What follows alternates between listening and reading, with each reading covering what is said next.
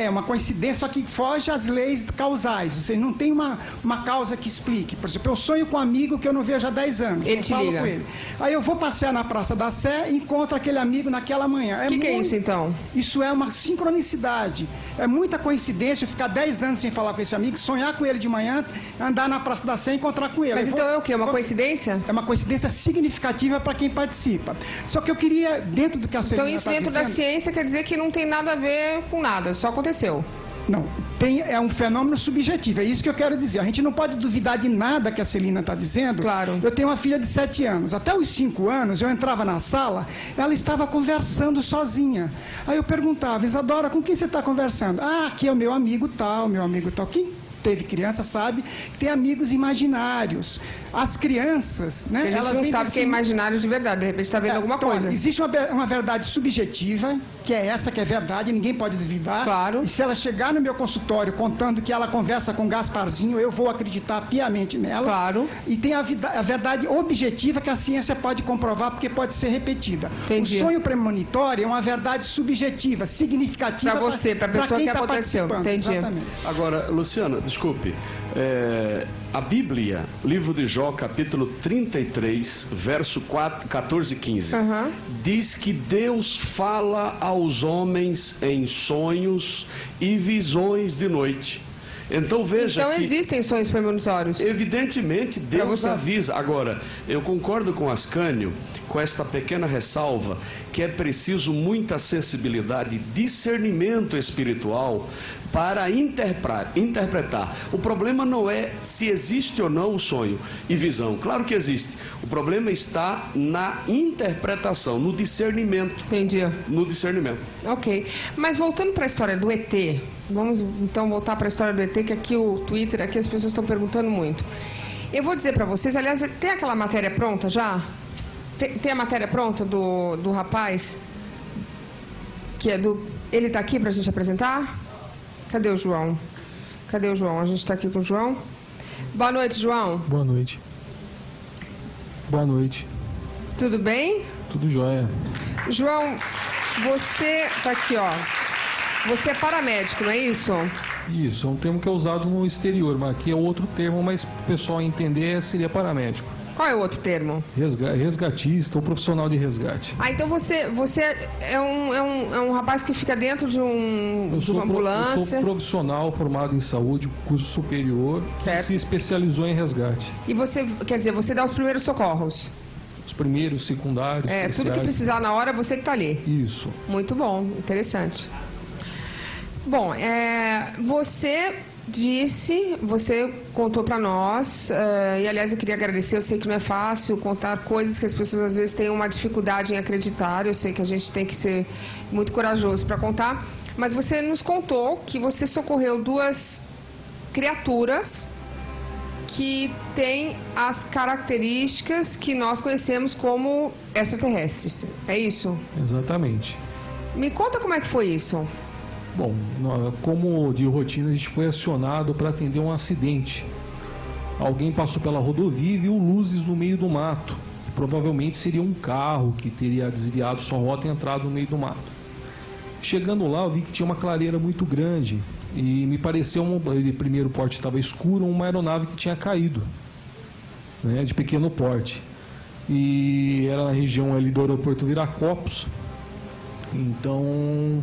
Chegando mais próximo, vi um corpo já totalmente desfigurado, tudo. Pensei que era uma criança, porque era de pequeno porte.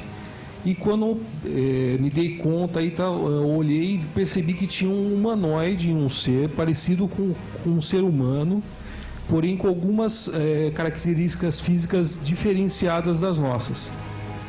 Ele aparentava, me chocou, porque a gente sempre vê imagens de extraterrestres com cabeça grande, aqueles olhos grandes escuros, e era essa imagem que eu tinha ali no momento. Ele tinha os olhos grandes escuros? Os olhos, a princípio, eram grandes escuros, como mostram as fotografias. Porém, quando eu fui examiná-lo, eu retirei, era uma lente aquilo ali. E os olhos eram iguais aos nossos, né? Mas era pequenininho? Por volta de 1,60 m. Ele não era pequenininho. Não, 1,60 m é uma pessoa de pequeno porte. Tá, mas é uma estatura normal. É, por volta aí de 1,60 m. E tinha cabelo, tinha tudo? Não tinha cabelo, né? A cabeça, a região aí do crânio era muito maior que a nossa, né? As orelhas eram... Tipo um cabeção. Isso, orelhas atrofiadas, o nariz era atrofiado, né? Vem cá, e estava sangrando? Ele tinha uma fratura na perna.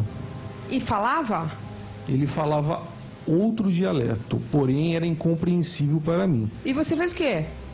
Tinha um tradutor eletrônico ali, eu não sabia de onde, mas fazia a tradução para que eu entendesse para o português. Gente, o que ele falava? Bom, ele me passou várias coisas. Como eu fiquei assustado com a situação... Como assim? Eu teria morrido de medo. Você não ficou... Não tinha outra pessoa com você? Você estava sozinho? Era eu e o motorista. E o motorista viu isso também? Viu também. E o motorista depois ele assumiu que viu isso também? Sim.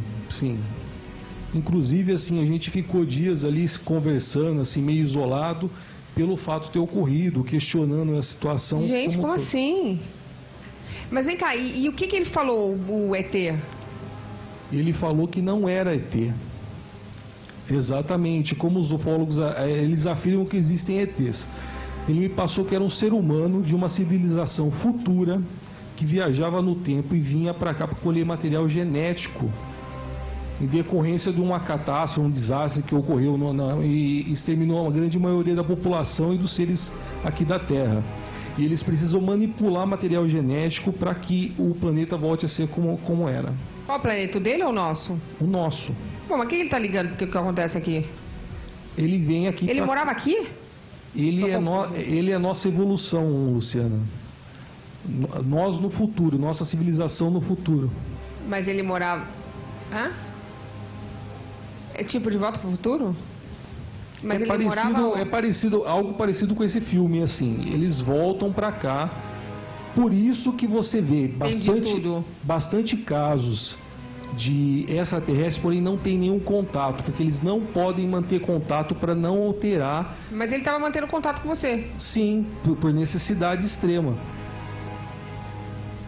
Celina, e isso aí não é o que você disse, que basicamente ia ter uma catástrofe, agora você não falou que ia ter o Back to the Future, o do futuro, de volta Eu ao futuro. disse isso, e volto a dizer, e vou morrer dizendo. Vem cá, mas eles estavam numa nave espacial? Era um objeto diferente de uma aeronave que eu nunca vi. Medo. Eu nunca vi um tipo de aeronave. Era feito de um material diferente do que eu conheço.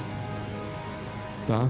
Não era fibra de vidro, fibra de carbono, esse tipo de coisa que eu conheço.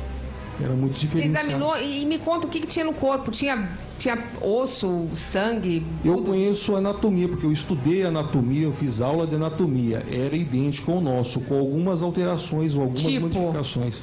Bom, eles tinham os ossos iguais aos nossos, os membros iguais aos nossos, os dedos da mão um pouco alongados, porém iguais aos nossos, com o dedinho, só o dedinho um pouco atrofiado, tá? Os olhos, nariz, boca, respirava oxigênio, sangrava. Sangrava? Né? Tinha músculo, tinha osso, então... E o que ele me passou que era um ser humano, sim. Mas ele estava sozinho? Não, ele estava com o outro, estava em dois nessa aeronave. E o outro? O outro estava mutilado, morto. Morto? Morto. No acidente ele veio a falecer. Porque caiu a espaçonave? Caiu. Como? Cai o negócio? Então, E aí, eles foram embora? não, nós atendemos, recolhemos o corpo e recolhemos esse indivíduo que estava E vivo. cadê o corpo agora? Nós estávamos deslocando sentido Unicamp, que foi passada a ordem, e as viaturas do Exército abordaram a nossa viatura. E aí? E nós tivemos que passar esses dois Não! Pro exército? para o Exército. Gente, isso parece aqueles filmes. Se passavam nos Estados Unidos, que o exército pegou e ficavam enterrados num subsolo, num lugar. Não teve isso, um filme assim? Teve um filme assim. No Brasil, Luciana, não é um caso isolado isso. Não é mesmo. Daniel, e agora? Tá vendo?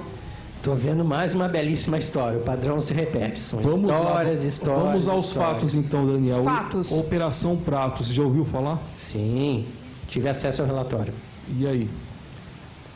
Você tem ali as Peraí, evidências... calma, gente, que nem todo mundo sabe o que são os pratos. Quais são a Operação Pratos? João? Quer explicar? A Operação Prato, uma cidade inteira no Amazonas foi sitiada por objetos voadores e eles retiravam tecido humano de pessoas e levavam embora. E Daniel. o Exército esteve lá e foram tiradas fotografias, foi feito relatório. Cadê tudo isso que eu quero ver?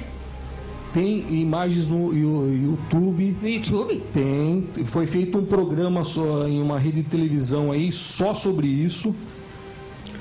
assim? Tem relatórios na Passada. internet, o comandante da operação falou sobre isso. Então, eu não sei se poderia ser considerado outra história, um fato que não tem evidências mais profundas, mas existem evidências sim. Celina, e essa história?